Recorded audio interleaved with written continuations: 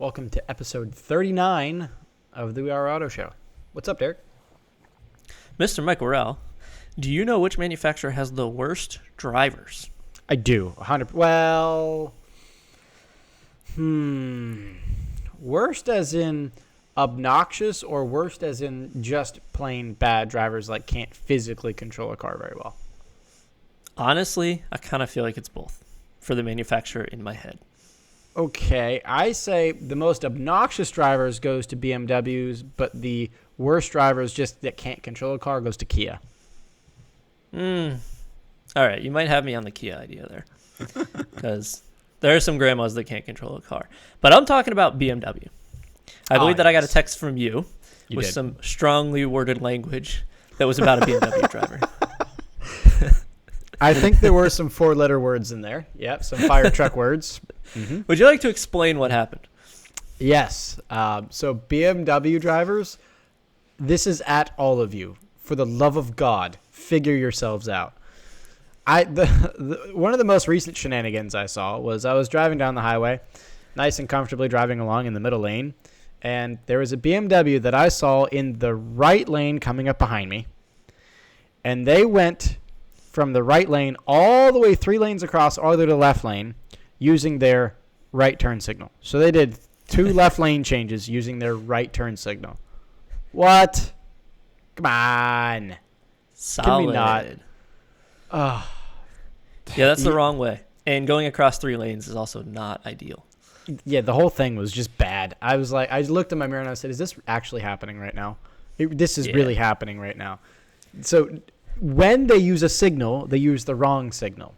BMW drivers, straighten yourselves out, damn it. But that's if they use a signal, in which case most of the time they don't use a signal. And Correct. I also happen to have an encounter with a BMW driver today, in fact. But it was a little more scary than yours. Mine was on a 1-lane road. So there's 1 lane going forward and 1 lane going the other way. And they were coming the other way, and this was a slight bend, and they started to drift into my lane. And I was like, uh-oh. And their tire was more than halfway across the lane line into my lane. And I was getting as close as I possibly could to the curb, a big curb on my right, without touching any rim. And it had to be very close to contact of mirrors. And that was not fun. And in fact, it was a BMW. BMW drivers. Come on, straighten yourselves out, will you? They have a good reputation, don't they? The stereotype is a stereotype for a reason with these BMW drivers. There's a reason this stereotype exists. Yeah, it does.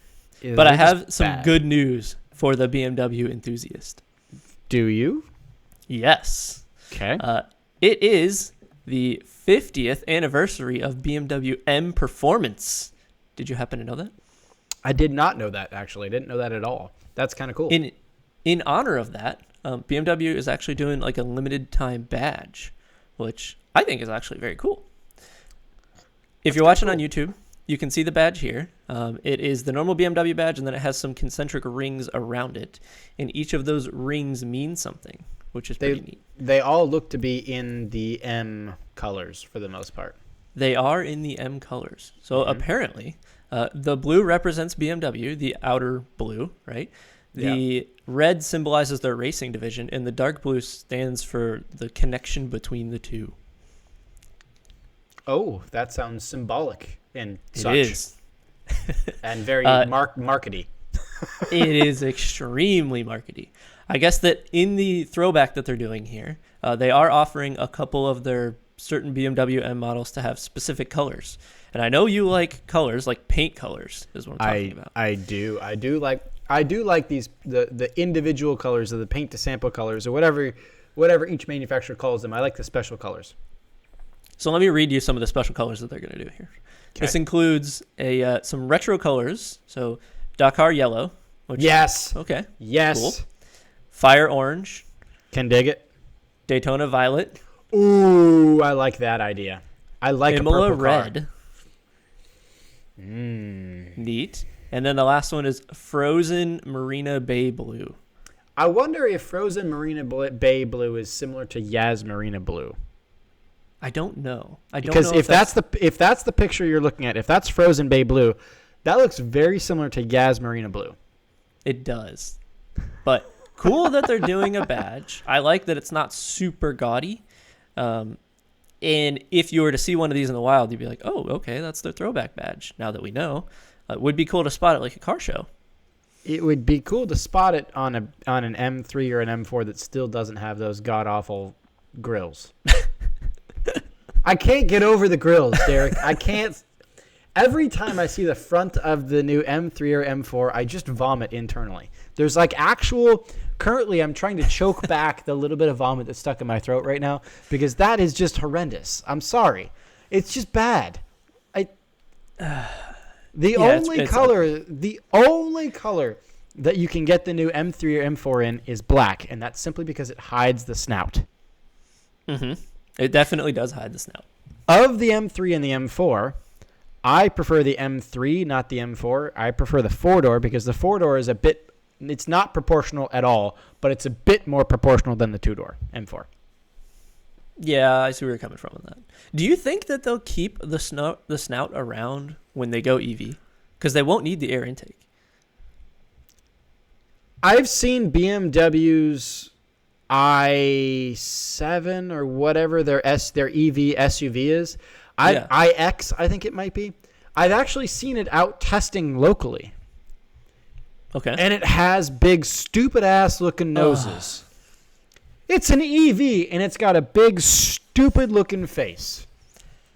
Even the M3 GT3 that we saw running around Sebring, which we'll talk about later, over this past weekend, it's awful. It's so bad. It's so bad. And I know I rag on BMW all the time, but if you look at them, that's for good reason. Look at the damn thing. They're so ugly. And I'm sorry, BMW, but I'm not sorry. The only attractive cars you make right now are the M5 and the M8. The new M2 is awful as well. Stop making ugly-ass cars, BMW. I can stand behind that. I am saddened to hear that they're going to have a big snout, at least from what you've seen testing on their EV platform, because there's no point. But I don't want it to be the very blunt nose, what is like a Tesla Model 3, where it just has no face at all. It's just, I am aerodynamic, and that's it. They could have a snout, a little bit of one. The old badge that they used to have, great. Or the old front. If they took the grill off of the current 330i or M340i and they put that face on everything else, that's the only 3 Series mid-size BMW right now that looks good. Not good, better. Is the M340i or the 330i. The M440i, which we drove, no, thank you. No. The new M3, no, thank you. M4, no, thank you. No. The M2 with the taillights and the no, God, no. The M2 was great up until the newest iteration that's coming out. BMW, you need to pay that designer that you had that got poached by Kia whatever he asks. I don't care if he asks for $15 million a year. Pay the man, because what you've got now just ain't working, brother. Yeah, the community has told them that too. So they know. Hopefully they can sort it out, but we shall see what happens. Hopefully. Shall we move on to something that is a little more appealing in the eye? I would like to, yes, please, because I'm tired of vomiting in reality here by looking at the BMWs. All right, what do you got? I have something that is very beautiful. It could be hung in a museum. It is so beautiful. Mm-hmm. It is a Ferrari. Ferrari, they've come out with their newest, most latest edition of their Icona series. So it's like their iconic, almost supercar, hypercar series. So that's kind of fitting in like the LaFerrari, the Monza SP1, SP2, that kind of stuff. So a super limited run. They've got now the Daytona SP3. Oh, it's so pretty looking.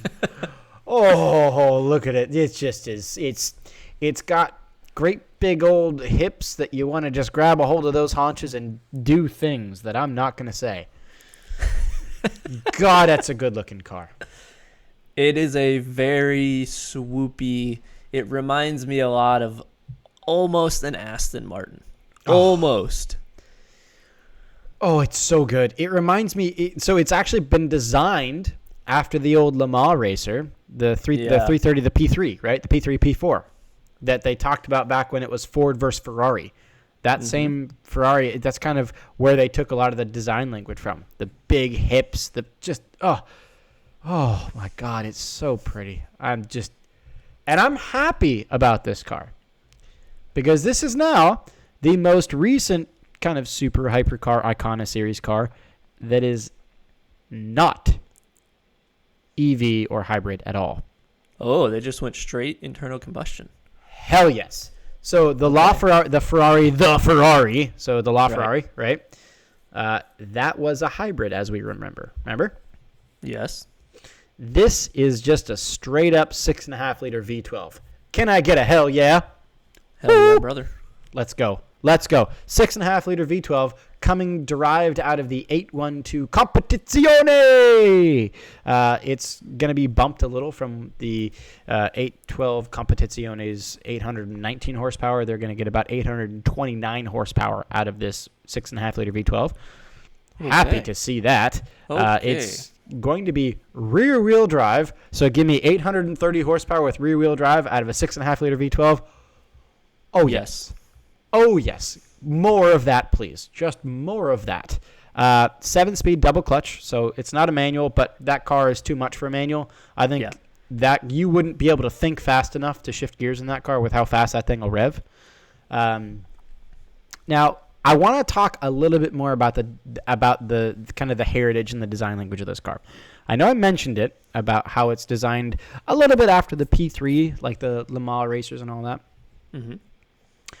Well, the new Ferrari Daytona SP3 was actually inspired by, back in the day, there was a famous race at Daytona. So the 24 Hours of Daytona back in 1967, Ferrari took a 1-2-3 finish in that race. Oh, my goodness. So that's kind of where you get the name as well as the look, because those three cars that took the 1-2-3 at the 1967 Daytona 24 were a 330 P3-4, a 330 P4, and a 412P.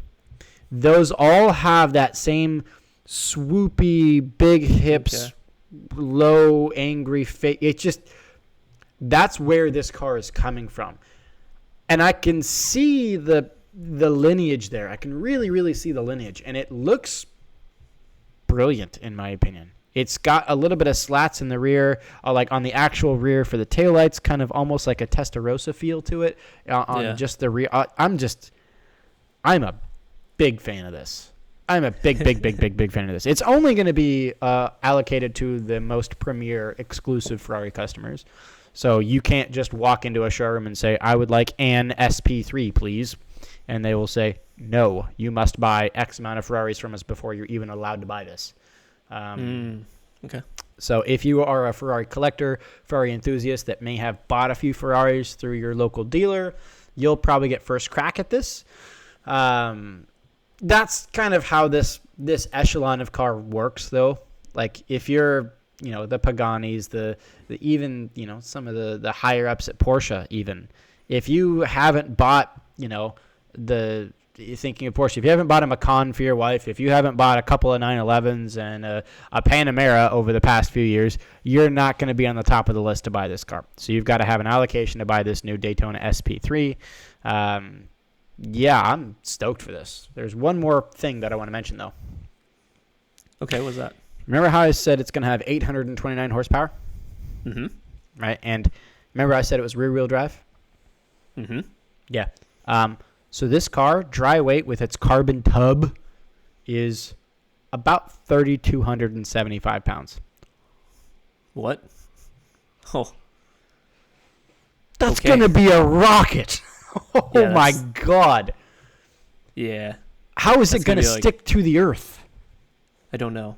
Hopefully a lot of aero with all the swoopiness. It looks like they did blend the correct amount of aerodynamic swoopiness. Like a McLaren is pure aerodynamic swoopiness. You can tell that is just designed in CAD for going through the air as quickly as possible. Whereas this has a blend of, here are some heritage swoopiness that we found from an old car. Here's a little bit of Aston Martin. We like this kind of look. And then here's some McLaren-y stuff on the side to make it actually stick to the ground. And I think they blended that mix very, very well. Yeah, I do too. I think it looks brilliant. I want to see one because this looks to be incredible, in my opinion. There's no official price tag on it yet, but they're estimating over 7 figures, probably $2.25 million is my guess. Yeah. So it's not like you and I are just going to go wander out and buy one, although that would be really freaking cool. That's not going to happen. They're probably going to keep it limited to less than 500 made is my guess, but no official word on that yet. That's kind of where this car belongs anyway. I don't think that this should be thousands and thousands produced. And with the limited availability, you know that the price will just like continue to climb over the years with that kind of car. So, okay. Awesome car. Yeah, I agree. It's very awesome. But that is a $2+ million car. Can I bring it back to reality for us all? Okay. Because I've got something that is very much not $2+ million next to talk about. What might that be? So you might remember way back when we first started this podcast, we talked briefly about Toyota possibly, maybe, potentially, maybe just might do a Gazoo racing version of the Corolla. Yes. We didn't talk at length, but we talked a little bit about it. Mm-hmm. Well, there's more evidence to be found that this is a true statement that they are doing a GR Gazoo Racing Corolla hatchback. A Corolla hatchback. Actually, that would be awesome. I really hope that they do that. Can I get another hell yes? Hell yeah, brother. Because this is... Yes! I'm so excited that they're doing a Gazoo Racing Corolla. Because I like the look of the Corolla hatchback. The current Corolla hatchback is a good-looking little hatchback. I would like to drive a hatchback, the Corolla hatchback manual. They make I think it's the XSE trim that's got like 168 horsepower in it or something like that. So it's not a lot of horsepower, but it would be a great little daily. Yeah. But there's more rumors to be found, there's more evidence to these rumors, I should say, that Toyota is making this Gazoo Racing Corolla hatchback. I have a quote that I'm going to steal from this Motor Trend article here. Okay. The quote is, when Toyota North America Executive Vice President for Sales Bob Carter hinted back in June that the company's Gazoo Racing Performance sub-brand would be extended beyond the Supra and 86 coupes, meaning they're going to take performance stuff and bring them out of just the Supra and the 86. He wasn't teasing. Well-placed sources have confirmed Toyota is working on a GR Gazoo Racing version of the Corolla. Yes! Sweet. Let's go. So the rumors are hinting that it's going to be all-wheel drive. Okay.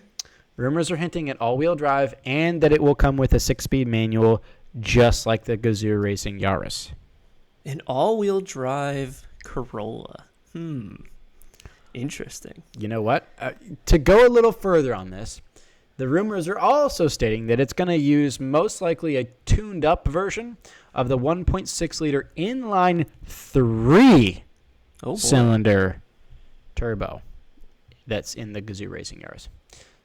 So they're going to hop that up a bit from these rumors. They're going to give you a spicy 3-cylinder turbo, 1.6 liters, that currently that 1.6-liter turbo in the Yaris is making 257 horsepower out of 3 cylinders. That's crazy. Yes. That's crazy numbers. And 3 cylinders is such a weird engine combo because everything is like weird, off balance. It's just, I don't know, it's all weird. So yeah, I'll be curious to see how... I bet you that there will be a lot of Toyota enthusiasts who will really jump on board with this. I can see that there will probably be a following for it. As long as they nail a look and feel of that car that will work well for the enthusiast community, which I think is kind of where they're targeting here, it'll probably do really well. I agree with you. I'm hoping that hopped up version of the 3-cylinder that it currently has almost 260 horsepower. I hope that means that this will get about 300 horsepower. I'm hoping that's what that means if they're hopping that up a bit. Yeah. So this is going to be freaking sick. Like, this could be very, very cool. This could be the hot hatch to buy, in my opinion. And I am a hot hatch Volkswagen loyalist. I am like bred and born Volkswagen purist here. I would maybe buy this over a new GTI. We'll see what it comes out with the specs, and we'll see what it looks like. But yeah, I mean, it's appealing. Its biggest competition, depending on the price and numbers and official horsepower numbers, it's either going to be competing with either the GTI or the Golf R. Now, I think it'll probably be competing more against the Golf R since the Golf R is all-wheel drive, and so is most likely this Corolla. But either way, if it's, call it closer to 30 grand, it'll be competing with the GTI. If it's closer to 40 grand, it'll be competing with the Golf R. Either way, I'm a fan. And the best part is it's a Toyota, so it's going to last. It's going to last for a long time. Exactly. It'll last you longer than you will last you, frankly. Pretty much. Yeah. So, yeah, that's bringing it back to earth from the Ferrari Daytona SP3. From $2 million cars to like $30,000 cars. That's how we do it. Yeah, baby. Heck yeah. So, got something else for you, Derek. Okay. I know you're not a truck guy. Not particularly, but I can talk about them. I kind of am, and I kind of like trucks. Mm-hmm. Can we talk about trucks for a second? I will do my best to talk about trucks. All right, let's try to talk about trucks for a second, because the 2023 Ford Ranger has been revealed. Okay. This, all right, from being an outsider, is supposed to be a big deal. Why is it a big deal from being an outsider? From an outsider's perspective, what makes it a big deal? It's a very reasonably priced, smaller F-150. Kind of. So this is going to slot between the Maverick and the F-150. Okay. Right. So you've got the Ford Maverick, which is a unibody, which is not a real truck in my opinion. Then you've got the Ford F-150, which is big, right? This is supposed to go right between them. Which is chassis on frame. Is that what it's called? So it's going to be body on frame, not unibody. Yep. Okay. So taking a look at the article I sent you. First and foremost, what are your opinions on the look? Just the look. Not even the specs, just the look. If it's trying to slot in under the F-150, but be slightly more sporty,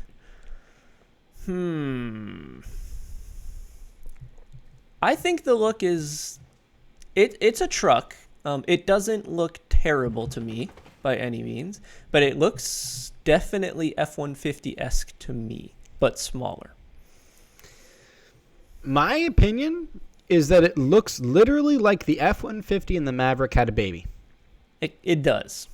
Yes. It's got some very similar, like the C-shaped headlights that kind of the Maverick has. It's got kind of some F-150 flair to its nose. It's got some beefiness like an F-150, but it's also got kind of that almost boxiness like the Maverick. So yeah. I'm a fan of the look, to be honest. I'm a fan of the look. Fan. Yeah.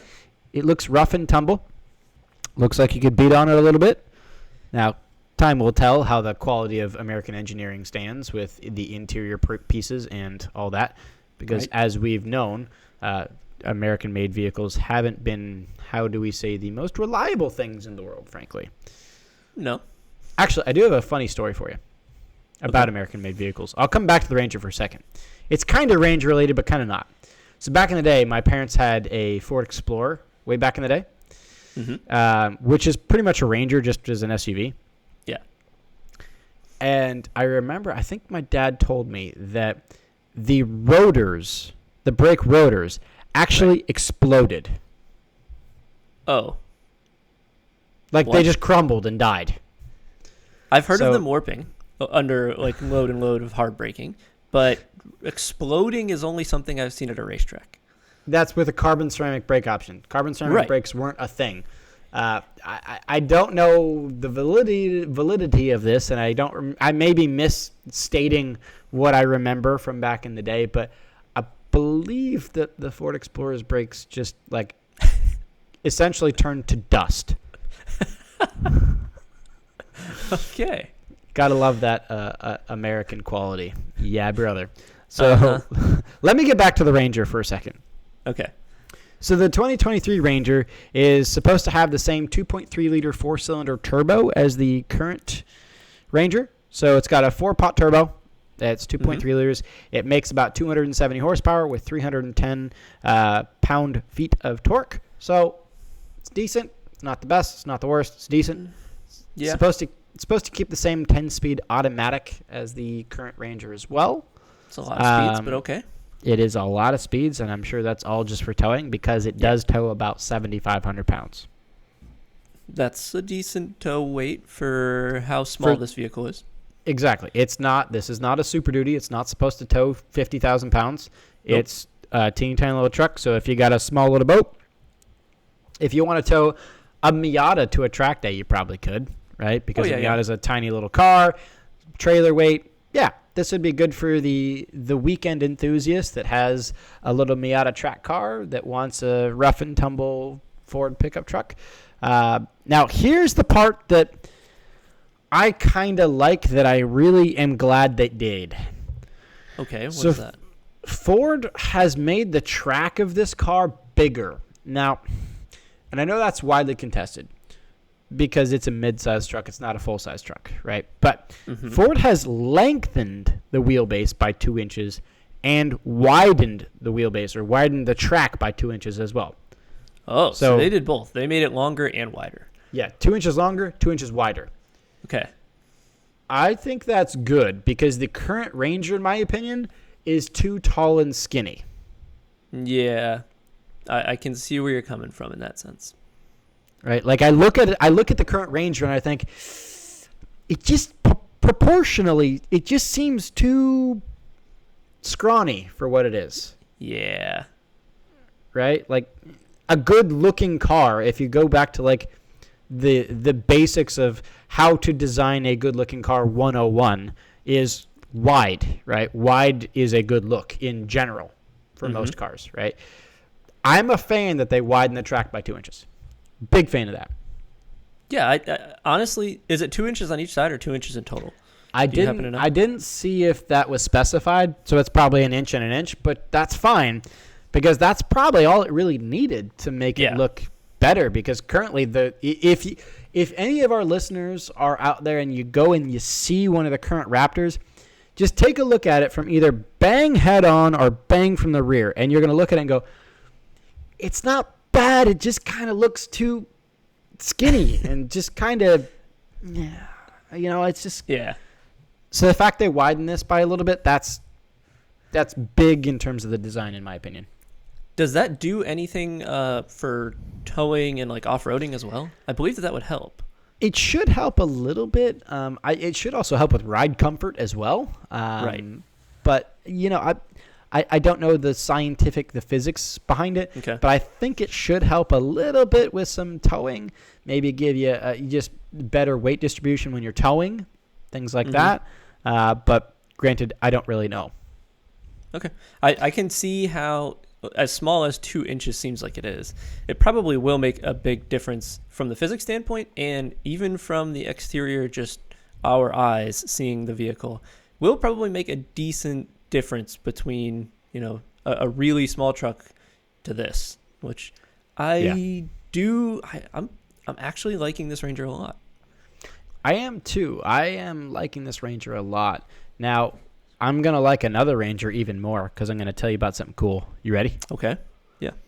So we got our fingers crossed, but the rumors are stating that they're doing a Ranger Raptor. Oh, yes. Let's go. That'd be cool. I'm excited for that. The Ranger Raptor that they're rumored at is going to have the same 2.7-liter V6 that's in the current Bronco. Aha. So you're going That's from a awesome. 4-pot turbo to a V6. Hell yes again. That's like the third hell yeah in a row. Let's do it. Yeah, that's super cool if they pull this off. A Ranger Raptor would be sick. That would be, I honestly think I would maybe prefer a Ranger Raptor over a full F-150 Raptor. Yeah, I totally would. And I almost wonder, are the buyers different? They are. Are they going to shoot themselves in the foot? No, I don't think they are.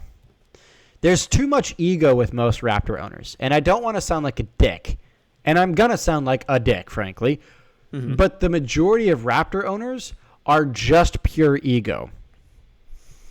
I would say 5 to 10% of Raptor owners, maybe 15 if I'm being nice, are like actual proper off-roaders that aren't just buying it because it's a fast truck. They're buying it because they actually want to take it off-road. I would think this would be, a Ranger Raptor would be almost maybe, dare I say, better off-road because it is smaller and can fit down tighter trails and can maneuver better than a full Raptor. That'll be a spicy debate when this comes out then.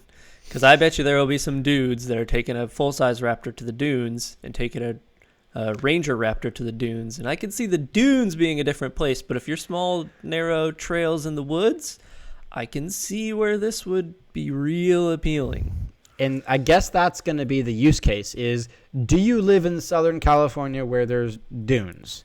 Yeah. Or do you live in, I don't know, Montana, where you're going up tight logging trails?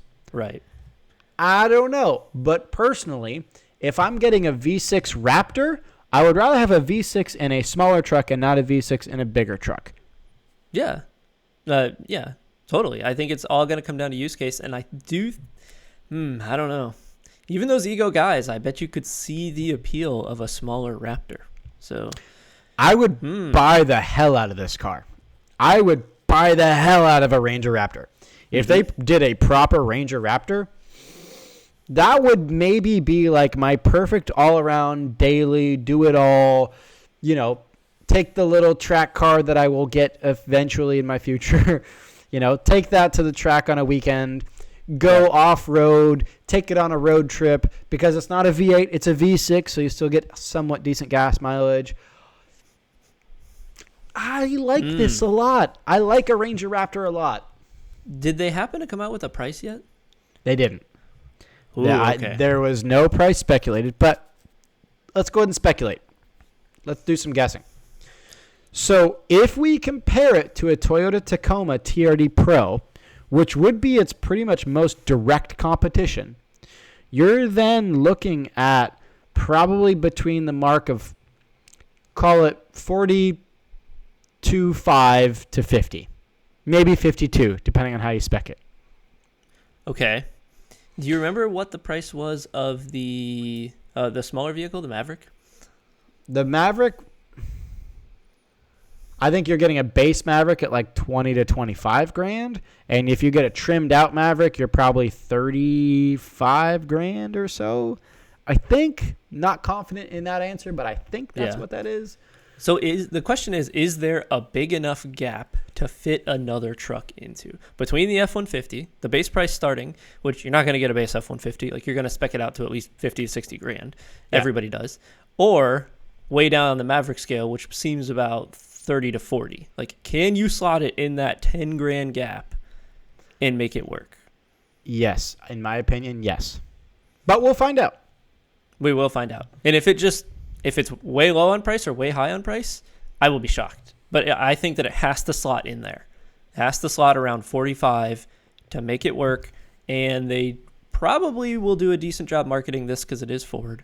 But the question will be, do I pay the extra 10 grand or 20 grand and get a full-size F-150 and be able to tow a ton? Or do I go a little step down, or do I go a way step down to the Maverick and like be really small? Interesting. Yeah, it's just like in the marketing world, you have a value ladder, right? Like you've got your value ladder of, I've got my intro offer, I've got my mid-tier offer, and then I've got my high-ticket offer. Yeah. So for any of the marketers out there, yeah, you've got your cheapy thing to get people into your kind of zone, your sphere of influence, and then you've got your mid-tier where you serve them really good, and then you've got your high ticket where you're going over the top. This should fit really nicely in kind of that mid-tier range. And I do want to touch on something because you mentioned Ford in marketing. You know what I saw the other day? What? A commercial for the new Lightning, the Ford F-150 Lightning. Okay. One thing that stuck out to me with that commercial is that they showed a lot of rough and tumble guys using miter saws and things out of their F-150, and that's just not who's going to buy this truck. It doesn't feel like it to me. And I know we talked about that, but as soon as I saw the commercial, I was like, I'm not so sure about that. No. I'm not so sure about that. I know it sounds really good, but I don't know. In theory, yes. But in the world of actually doing like the big contracts with the business guys who are going to haul a ton of stuff everywhere, like the EV's not the path. But who I see buying those is someone who has like a Model 3 right now and wants to like drive couches around town or like throw their stuff in the bed of a truck and do something like that, and at least have the ability to do also the reverse charging back to the grid and back to your home. But it's not the rough and tumble construction guys who are probably going to have that. Yeah, I just laughed when it showed the scene of like the construction zone and all the guys, and they're all just jacked and they're just like huge, and they're doing their miter saw, and I'm like, that's just not who's gonna buy that. I'm just saying. They're probably going to have a gas generator there on the construction site and a big dually. You're damn dually. Right they will. They'll have a diesel dually with the external fuel tank to power their diesel toys. You're damn right. That's what that's going to look like. Yeah. I digress. So this is an interesting truck, and I'm very curious to see the price. The price will make or break this truck for sure. The price will absolutely make or break this new Ranger.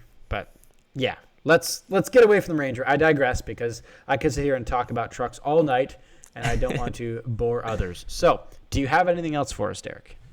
I do have some racing news. We are getting toward the end of the racing season in general, but there was an F1 race this past weekend. I believe that it was at Qatar. It was a night event, and I will ramble on about night events in F1 later on. That's some foreshadowing for you. But Verstappen had a pretty decent qualifying. He came in second in qualifying and then ended up getting a penalty after qualifying was over because when he was trying to do his final lap at the end of qualifying 3, the one where he actually set the pole position, I can't remember which car it was, but somebody had a problem, pulled off right across the start-finish line to the right, and there were yellow flags. So in theory, Verstappen is supposed to abort the lap because there's danger on the track. The car was clearly like along pit wall. It was way off to the side, and there was like not really any particular danger.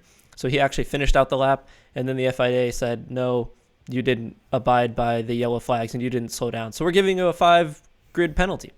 And he started 7th. So, oh my God. Dumb in my opinion. There was also some apparently like flagging shenanigans that were going on, and he didn't see yellows, yada, yada, yada. Anyway, long story short, Hamilton starts first. He starts 7th. By lap 5, they were 1-2.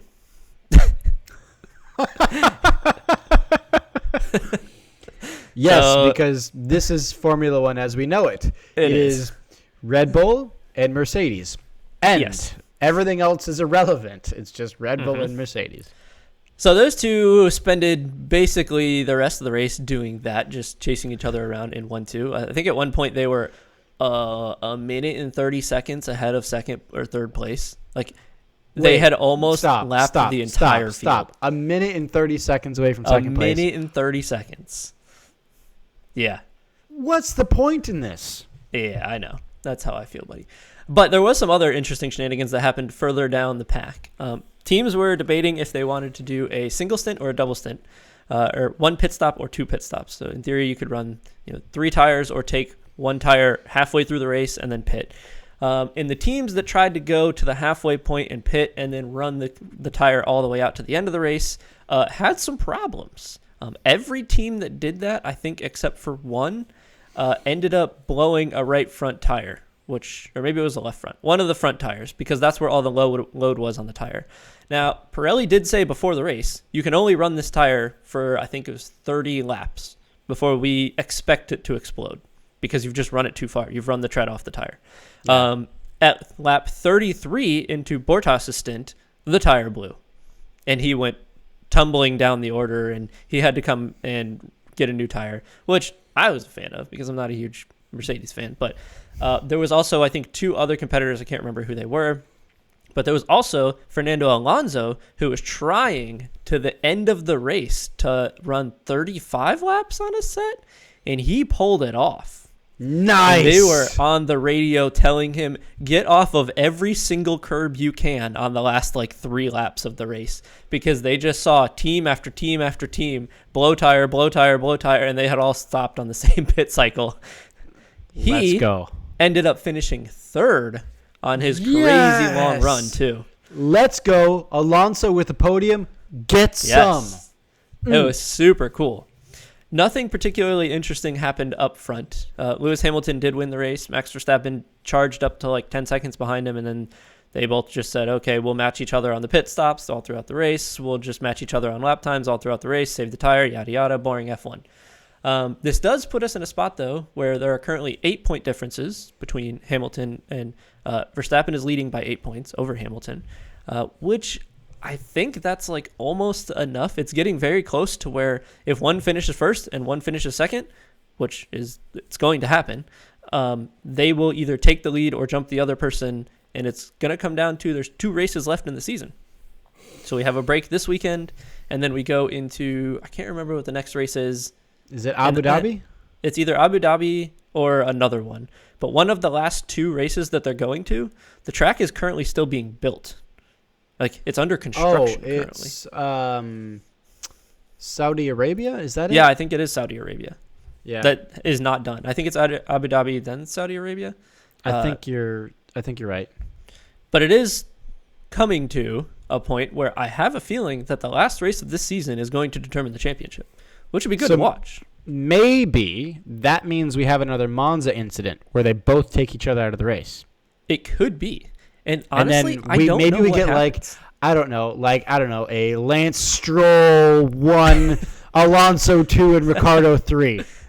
I don't know. That's not going to happen, but it would be really cool. Do you happen to know what the tiebreaker is if they tie in points at the end of the season? No. I don't either. No, but I'm going to do some research. It's probably who tweeted the most #blessed tweets. Oh, okay. Well, which I think we know in that who case won will go to Hamilton. So. Yes, I think we know who wins that. Anyway, the season is coming to a point where the last race of the season is going to determine who wins. And I really hope that it turns into, if Max and Hamilton both don't finish, Max will win, and he just punts Hamilton off in the first corner. That would be so great. It's funny. A little bit of a tangent. When Hamilton first started, I was a big Hamilton fan. Mm-hmm. Because it's he's the new kid on the block. I'd love to see him win. He's doing great. Get after it, kid. And then his ego just kind of got over everything. And now I'm just God, I just want to see you lose. Yeah.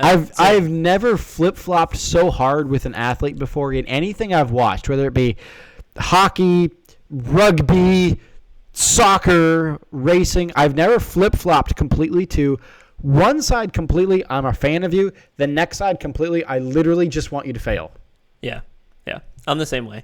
But hopefully George Russell will be a good refresh for the Mercedes team, and he'll be the new, I can actually root for you on Mercedes, because I'm not rooting for either of their drivers right now. What would you say if the first race, when it's a Hamilton and Russell Mercedes team, what would you say if Russell just absolutely takes out Hamilton in the first corner? Oh, it'd be the greatest thing ever. It'd be amazing. That would be the funniest thing to watch in the history of the world. Oh, that would just be great. But so what I don't understand is if you're Red Bull and you have Sergio Perez there, why don't you just have him punt Hamilton off? He's got nothing to lose.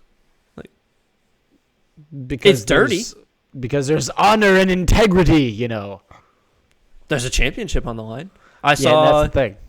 I saw, who was it? Senna punted off Prost in the last race of the season to win the season. He didn't care. He said straight up in the press conference, if he didn't finish the race, I won the championship. So I made sure he didn't finish the race. Good old-fashioned racing back when men were men. Yeah. So we'll see. It's all because the stewards have their nose in everything. If the stewards weren't in there with everything, then we might not have as formula boring as we do. So my answer to everything is just get rid of the stewards. Make it not FIA sanctioned. Make it a completely open series where everyone just beat the living shit out of each other. Here's a boxing ring. Have fun. Yes. Give people points for doing things wrong. Like if you accidentally go out there and you throw something out your window or you try to intentionally take someone out, yeah, you get an extra point. Extra point for George Russell. You go. I think it should be like hockey where you get 5 minutes in the box if you throw down in the pit lane. Then you know what? Let's get drivers thrown down in the pit lane. Let's go. I would love to see like Leclerc and George Russell just put them up. That'd be awesome. That'd be sick. So, okay, I think our hockey players are showing. Yeah, I think they are as well. But that wraps up F1. It's going to be interesting to come down to the wire here, and we have one break weekend, and then we have 2 in a row, and we'll see who wins. But there was another series that ran over this past weekend, and I sent you a link to a YouTube video. I don't know if you got the chance to watch any of it, but I did watch a bit of it. I did. Okay, so it was the Creventic 24H series or 24-hour series. And this is probably one of the most unknown series out there right now. And yeah, also as a professional series, it is one of the most unknown professional series. It's not an AM series. It's not SCCA. No. It's not WRL. It's a professional series. This is a professional series. They race around the world. They race in like Abu Dhabi. They race at, I think, Silverstone. They go Spa. They go everywhere, all around the world. Mm-hmm. And they happen to be in our hometown or in Florida. It's Sebring. And they were doing a 24 hours of Sebring, which is the first time that I believe anyone has run a 24-hour as a pro event. Yeah, pro event. There's never been a pro 24-hour at Sebring before. It's all 12 hours because a pro class car just will die.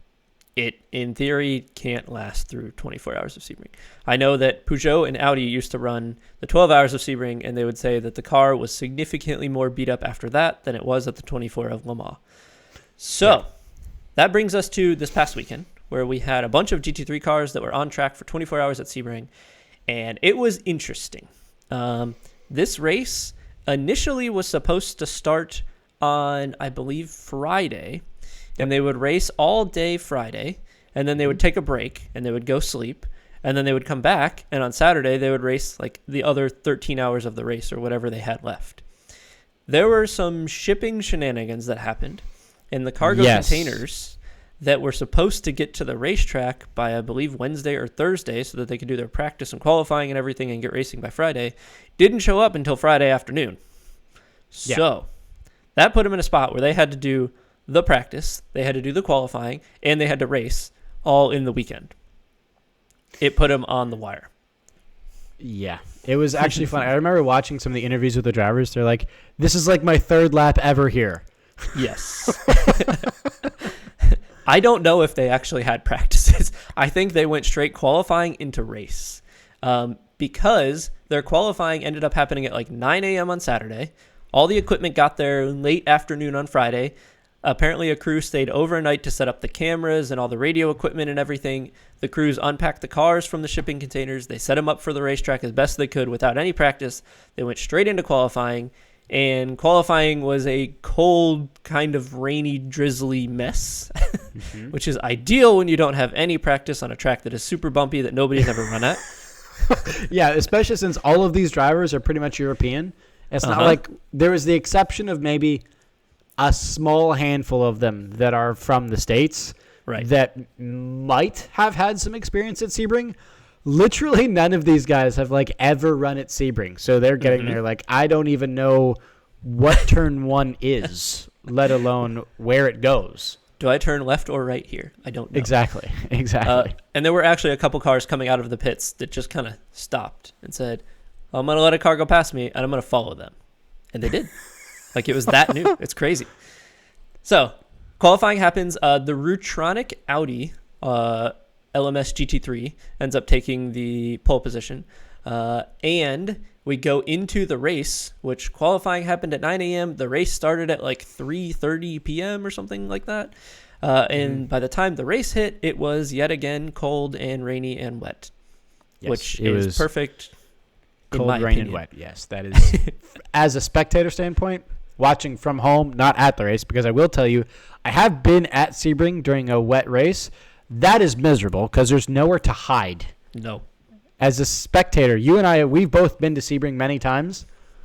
You know, at Sebring, there's nowhere to hide. You're just damned if you do and damned if you don't. Yeah, you get to the pit lane awning or bust. That's it. That's all you got, yeah. But from someone sitting on my couch at home, great to watch. It was awesome to watch. Now, was there anything that you saw that was different than the IMSA normal 12 hours of Sebring? Yes. Okay. So we've already talked about one thing that's different. What do you think I'm talking about that we've already talked about that's different? What would that be? Has to do with flags. The flags. Was the flagging different? Kind of, but there's one in particular. Instead of a yellow flag, what do you have? Oh, the code 60. Yes. We did Okay. talk about that in a previous episode. We have. That is one major difference, is a code 60 versus a yellow flag, which from a spectator standpoint is not as exciting to watch because yellow flag, you get a lot more drama getting back into the race. Code 60 pretty much just freezes the field, and then you just resume when it's safe. It's, yeah. Very similar to the virtual safety car that happens in F1. The field is just everybody come down to like 30% of your normal driving speed or like a certain mile per hour, or kilometer per hour, and just stay at that and go around the track in the same position you're all at. You can still go into the pits. You can still do all that. Whereas in IMSA, like in NASCAR, most American racing, a caution will come out. The pits will close. All the cars will group up, and you end up going back to racing, back to the green flag with all the cars grouped up.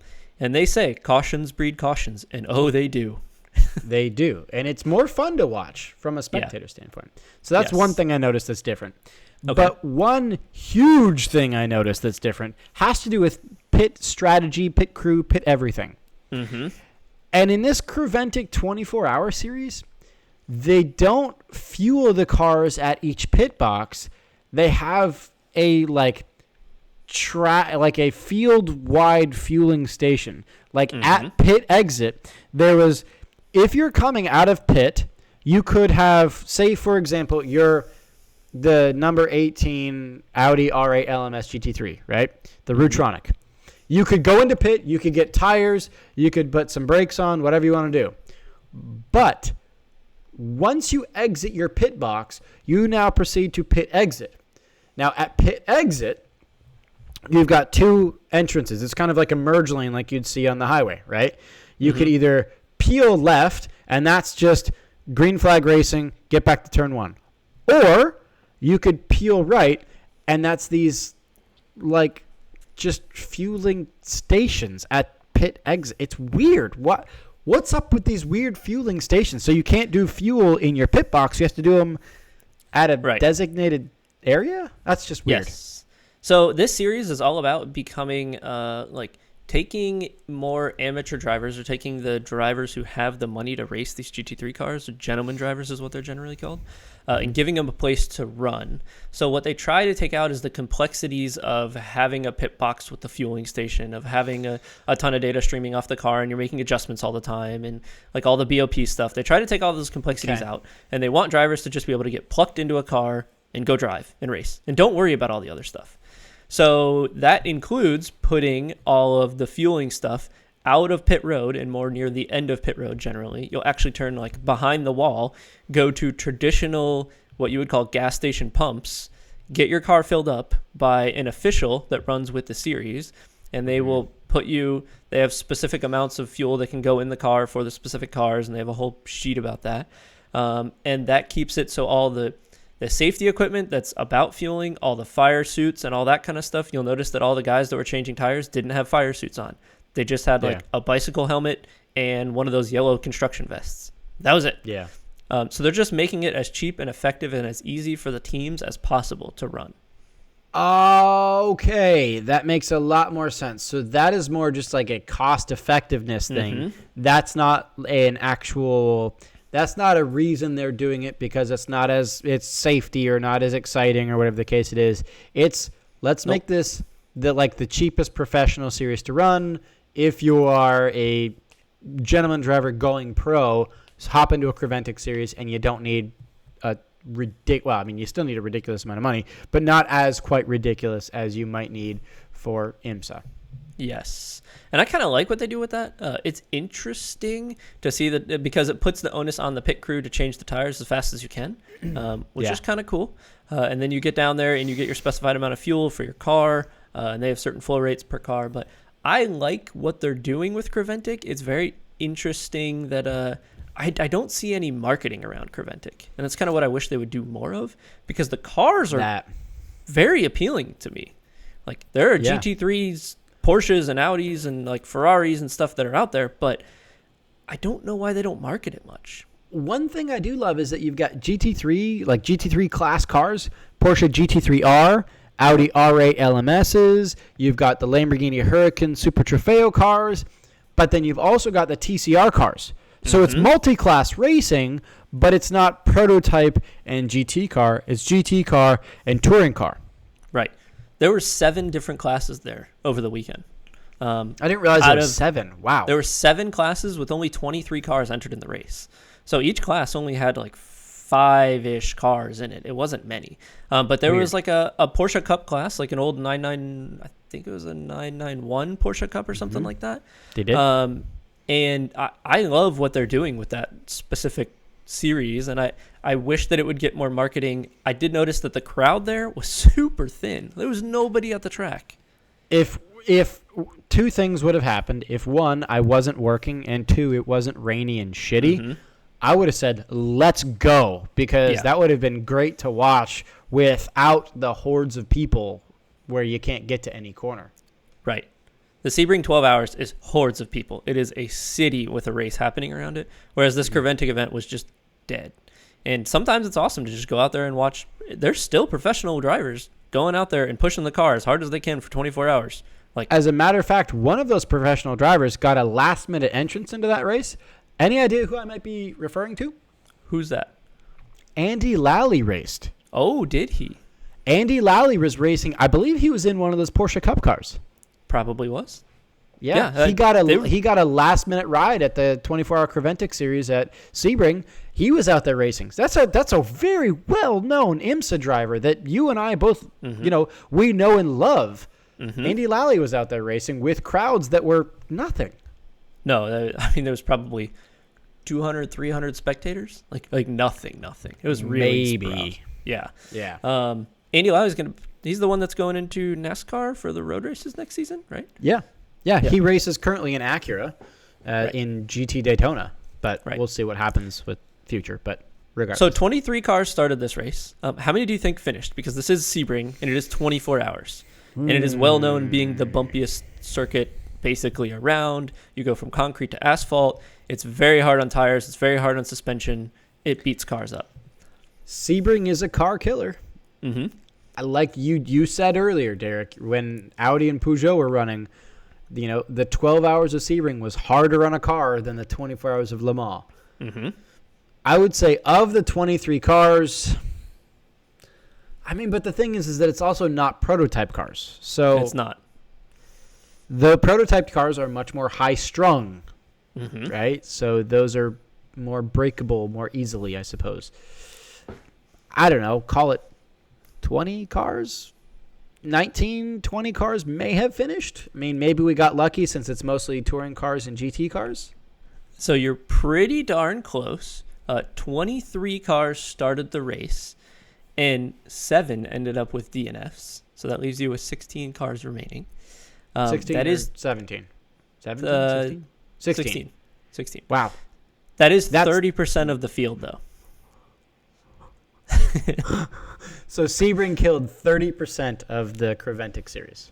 30% of the Creventic series DNF'd. Oh my mind you, God. it's rainy. It's the first time they've seen the track. It's a 24-hour event where they're used to sleeping throughout the night, and instead they get to drive the full 24. Probably not ideal conditions, but honestly, I thought it would be more. Because it's not prototypes, I kind of expect that's a decent attrition rate. That's not the worst. That's not the best. If it was prototype cars, I would have said that would have killed 45%. But because it's GT cars and touring cars, which are made to take a bit more of a beating, then I can see 30% being a good and accurate number. Yeah, 30% is a decent number. Some of, if you're watching on YouTube, I have some of the pictures pulled up from the event. The number 18 Audi did end up winning the race. They were the ones that took pole position. I think they won by a decent margin, if I recall. They were running competitively with another Porsche, but I can't remember the name of the team that was competing with them. It was a very cool race, and I wish that we could have gone. If they end up coming back next year, which I hope that they do, we definitely need to go to this. Because can I say something real quick about one of the cars in the field? Sure. So there was a 718 came in GT4 Club Sport by the NOLA Sport team. I saw a shot of them in pit. I absolutely adore one of their funny little things that they've done with this car. Okay. They stuck a stuffed flamingo in the rear quarter window. They stuck it in the window, glued it to the window, and then they put a sign that says, non-homologated flamingo on board. I saw the shot of them in pit, and I was like, this is just... I love that childish spirit of racing. I love that childish spirit of, yes, let's put this non-homologated flamingo on board. And put a sign that actually explicitly says exactly non-homologated flamingo. It's just That's awesome. Perfect. There was one other car that I want to chat about there, and that happened to be the new BMW M4 GT3, which you had spoke about earlier. I don't want to talk about that. We have to talk about it. But it's ugly. I know you don't like Derek. it. It's so ugly. It looks like an angry beaver. Look at the face of it. It looks like an angry beaver. It looks like a beaver with those angry slanted eyes and the big teeth. It's an angry beaver. Look at the damn thing. You know, you might not like it, but I have some bad news for you because it also sounds terrible.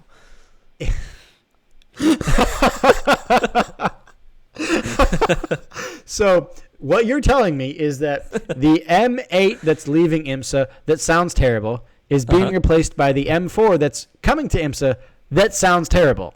Uh-huh. Oh, that's great. Thanks. Yeah. Yeah, BMW is really killing it. This is going to be the car that comes to IMSA, and all they used it for, they used this whole event as a test session. But they did finish the race. I will give them that. Well, they were also only going at like 85%. Probably, yes. I did hear somewhere that the instructions to the BMW driver were just explicitly, whatever the hell you do, don't crash. There was that, and they also said, whatever you do, don't win the race. Yeah, I heard that too. I forgot about that. Yep. They were not allowed to win the race. So they were maybe 85% going. Maybe. But, give it to them. They're out there. They're racing. They're testing the car. They're trying to get it better for IMSA. I'm fine with that. I just wish it looked good and sounded good, which doesn't do any of those. You know what? People are going to listen to us, and they're going to think that we just hate BMW. We don't. We love BMW, especially like the E30 M3. But all of the current BMWs are horrible. The M8 that's in IMSA is horrendous. It's massive. You could literally sail the thing across the globe. It's a ship, and it sounds like poo. And it's being replaced by the M4 GT3, which looks pretty big as well, with a massive grille. Massive, you could lose a child in it. And it also apparently now doesn't sound very good. Yeah, no, I heard it on the audio, and I was like, ooh, that Porsche sounds good. Oh, yeah, that's okay. That's the terrible IMSA BMW sound I love to hear. Nice. So, yeah. Overall, very cool race. Sebring 24 hours. I hope that we see it on the calendar next year. Considering their shipping container shenanigans, I don't know if we will, honestly. We shall see.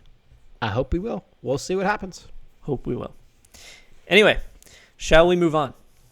We shall. Okay. Did you happen to see anything while you were out and about? I did. I did. So the first thing I saw was an older Ferrari. It was a Ferrari 308. 308.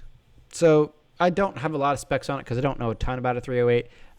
But it's a good-looking little Ferrari. It's not the most beautiful Ferrari that's ever been created.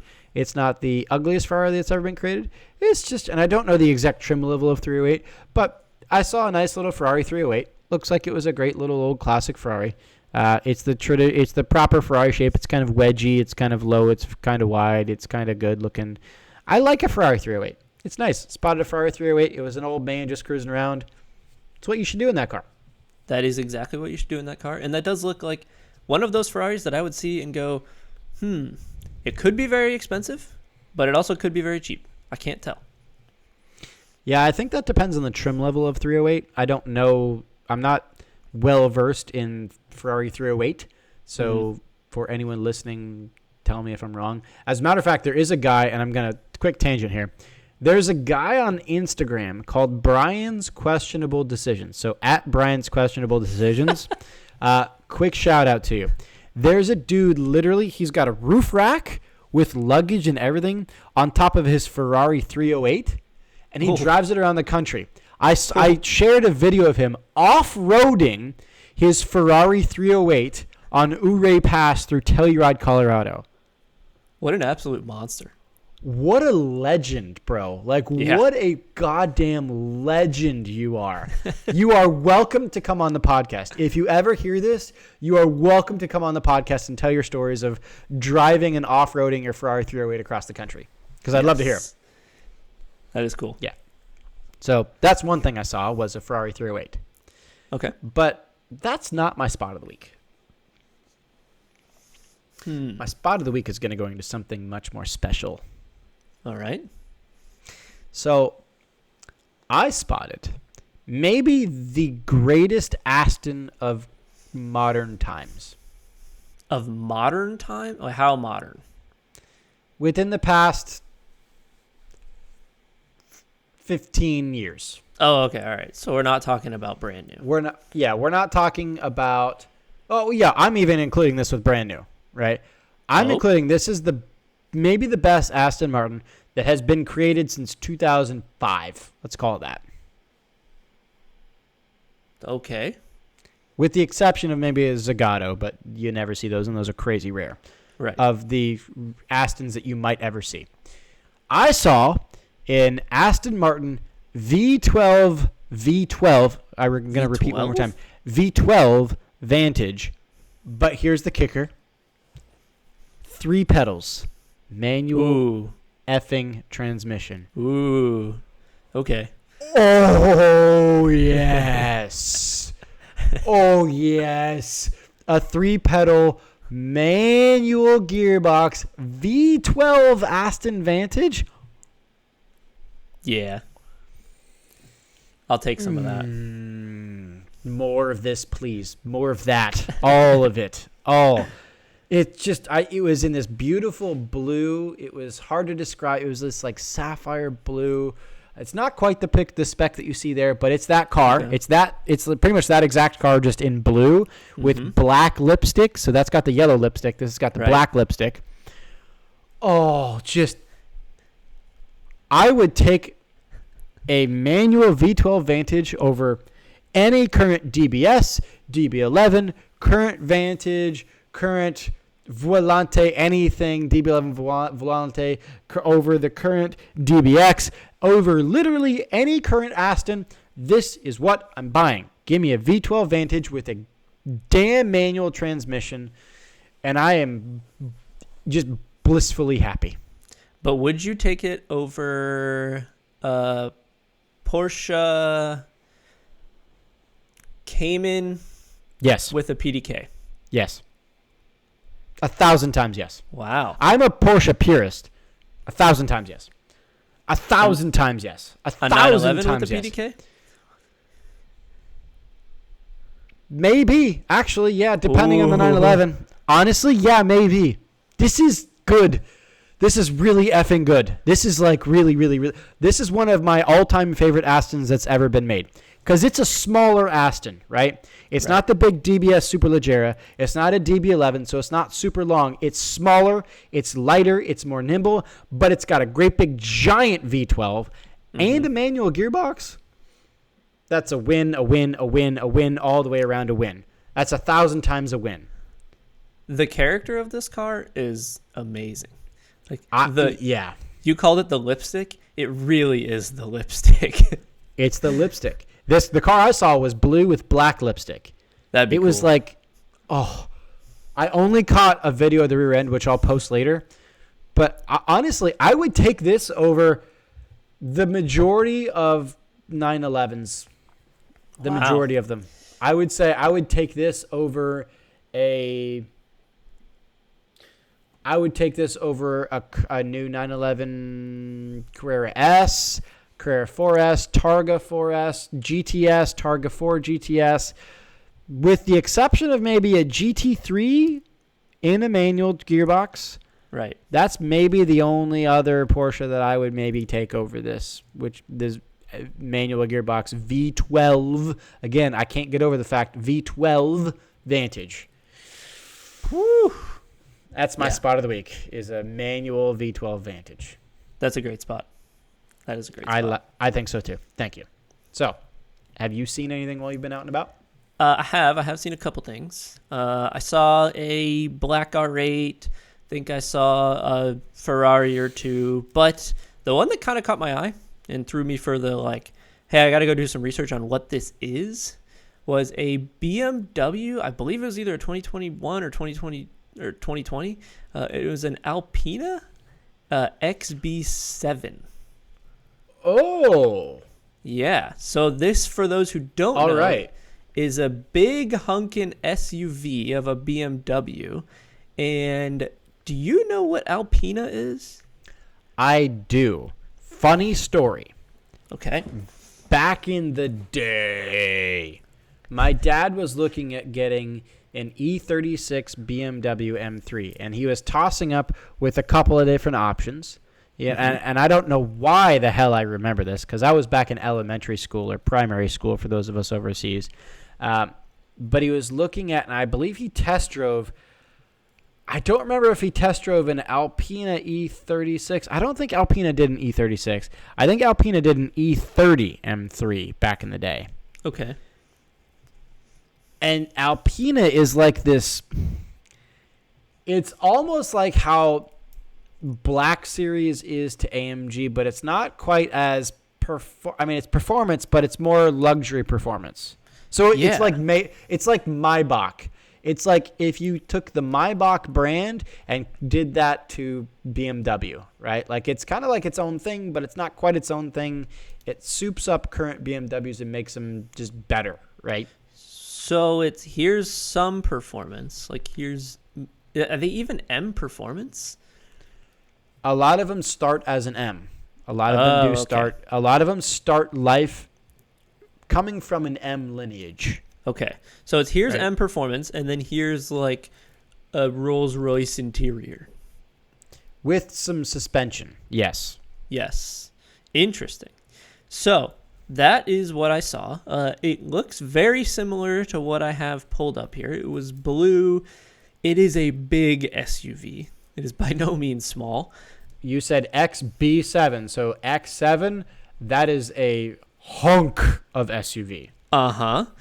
She was hefty, but it didn't look like it was going to be like stupid slow. It looked like it was modern. It looked like it was just like that really nice finish. I don't know. It felt luxurious, but still modern and like somewhat quick. I kind of liked it. From what I can tell from the Googling that I have done, this has a 4.4 liter V8. So it's got power. Yep. It has 612 horsepower. That's a few horsepowers. That's a few, but it's big, and it does have a curb weight of 5,800 pounds. So it's almost 2 tons.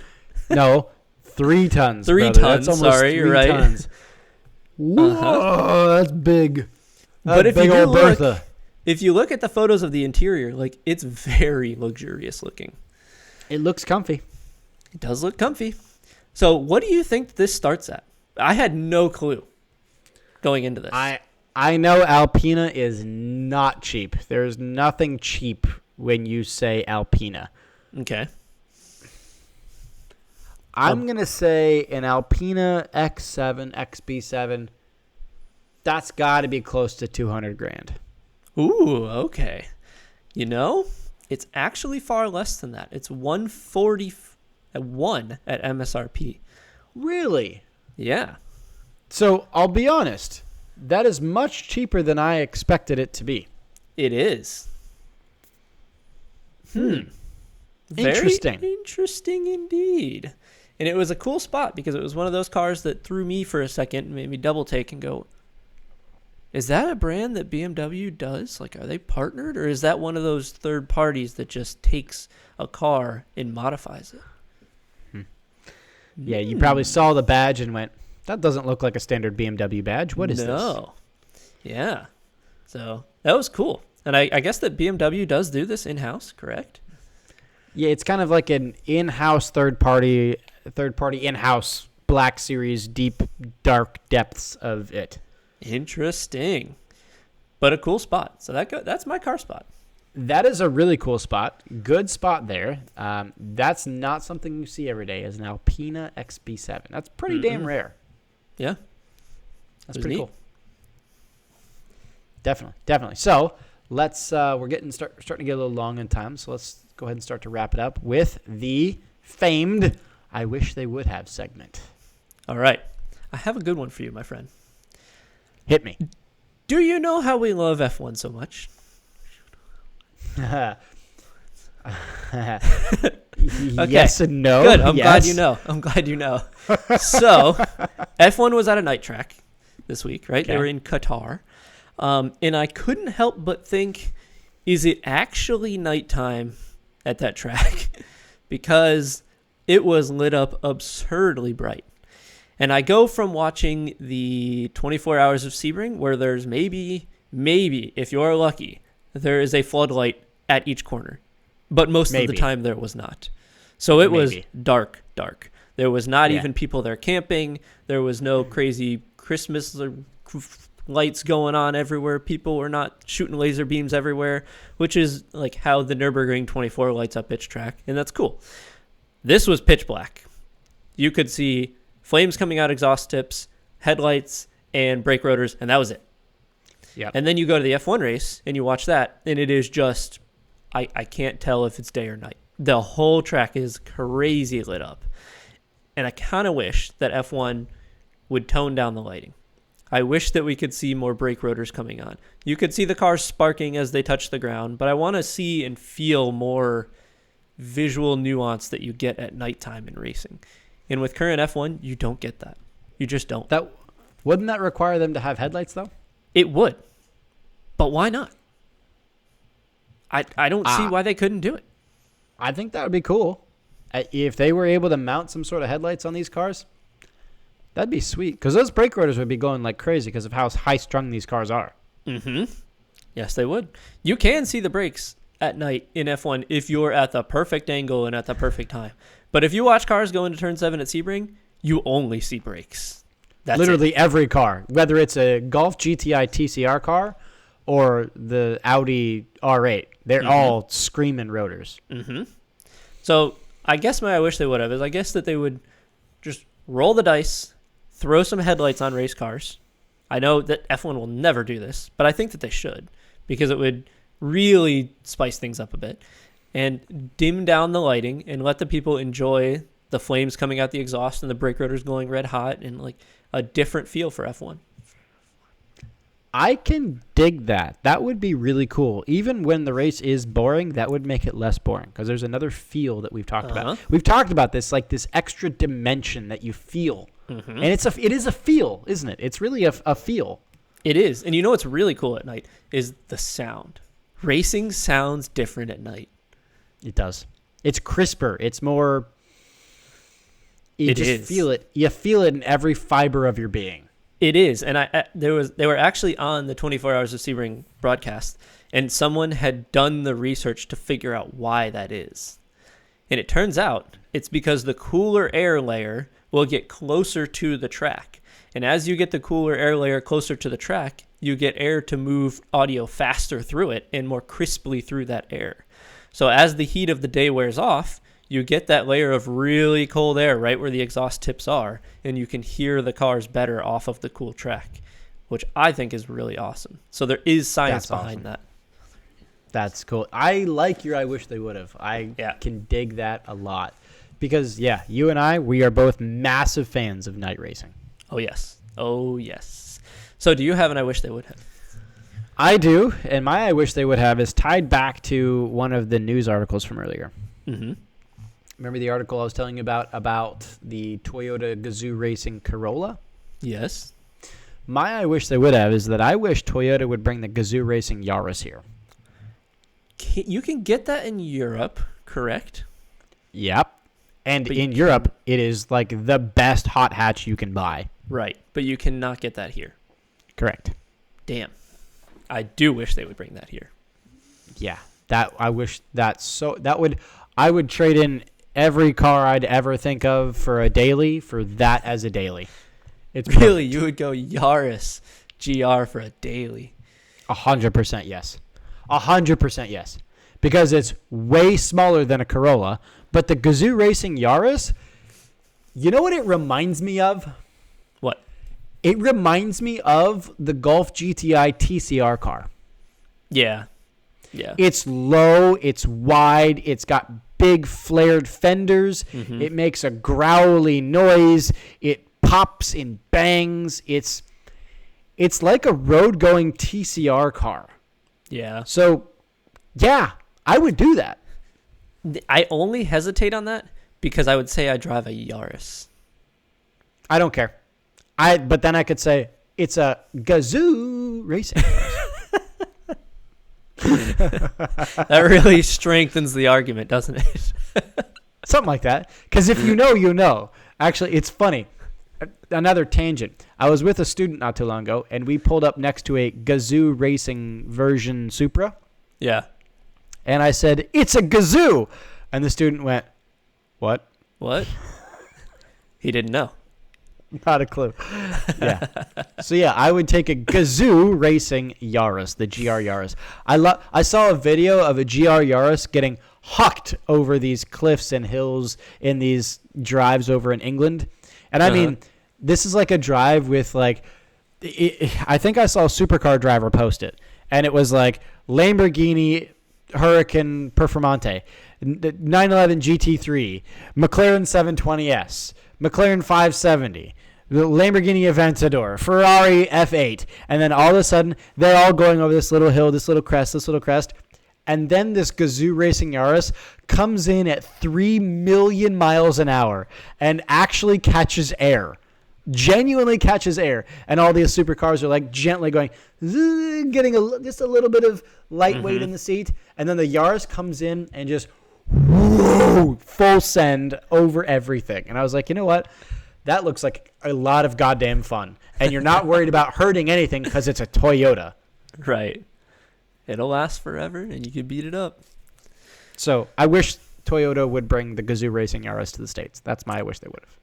I totally get behind that. I do wish they'd bring it over. I just can't see myself ever telling someone I drive a Yaris and feeling deep down inside okay with myself. You would just say that you drive a GR Toyota. You wouldn't even say Yaris. Whew. All right. Yeah, that's my wish they would have. It's a good one. I like to think so. So, I think that's going to wrap us up, isn't it? You got anything else? No, that's it. All right. Well, then let's wrap up episode 39. Thank you all so much for listening and watching if you're watching on YouTube. Please make sure you do follow us on all of our social channels. On YouTube, we are at We Are Auto. On Facebook, we are Auto. Instagram is We Are Auto _ and TikTok is We Are Auto. Also, if you could leave us a 5-star rating and review on any of your podcast mediums of choice, we would be forever grateful for that. And also, go ahead and send us your I wish they would have's or any other auto-related news articles. We would love to cover them on air. So again, thank you all so much for listening and watching, and we'll catch you guys on the next one. Peace.